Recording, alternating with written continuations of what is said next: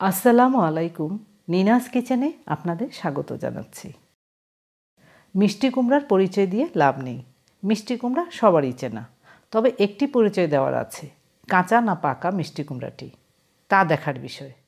বন্ধুরা, আমার আজকে রেসিপি হবে কাঁচা মিষ্টি কুমড়া দিয়ে। আসুন আমরা দেখি কাঁচা মিষ্টি কুমড়া দিয়ে কি রান্না হবে। সুন্দর দেখতে কচি একটি মিষ্টি কুমড়া নিয়েছি, মাঝে টুকরো করে নিলাম। দেখুন একেবারেই কচি কুমড়াটি।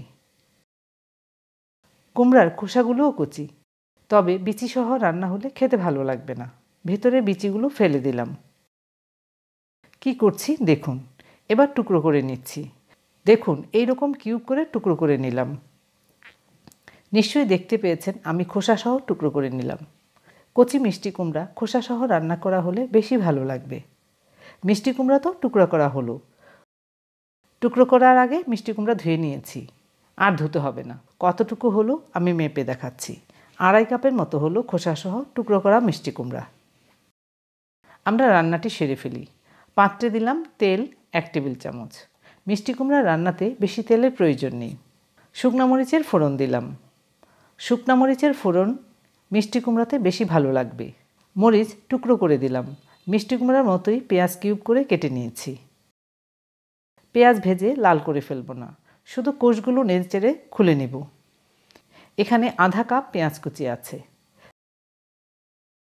এর মধ্যে দিলাম কাঁচামরিচ 2টি। চিড়ে রাখাগুলো পরে ব্যবহার করব। ঘ্রাণ বের হবে, তবে ঝাল হবে না। প্রায় আধা মিনিট ভেজে নিয়েছি। দিলাম আধা চা চামচ আদা রসুন বাটা। সাথে আরও দিলাম অল্প করে হলুদ গুঁড়া।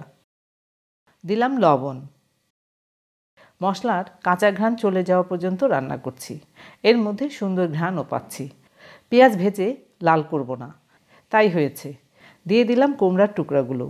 এই সবজি রান্নাতে খুব বেশি মশলার দরকার পড়ে না, কারণ মিষ্টি কুমড়ার নিজস্ব ঘ্রাণ আছে। বেশি মশলা দিয়ে দিলে সেই ঘ্রাণ নষ্ট হয়ে যাবে। ঢেকে দিলাম। চুলার আঁচ কমানো ছিল, আরও কমিয়ে দিলাম। 2-3 মিনিট হলো দেখি। দেখুন বন্ধুরা, পানি ছেড়েছে মিষ্টি কুমড়া থেকে, আর ঘ্রাণও বের হচ্ছে। খোসাসহ কচি মিষ্টি কুমড়ার এই রেসিপিটি আমরা রুটি দিয়ে খাবো, তবে গরম ভাতেও ভালো লাগবে। সাথে নিতে পারেন যে কোনো আচার, তখন স্বাদ আরও বেড়ে যাবে। এর মধ্যে 5-7 মিনিট রান্না হয়েছে। দেখি সেদ্ধ হলো কি না।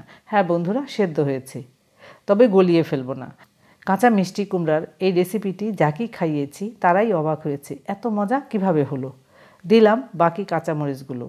ঝাল হবে না, ঘ্রাণ বের হবে। আর দিলাম আধা চা চামচ ভাজা জিরা গুঁড়া।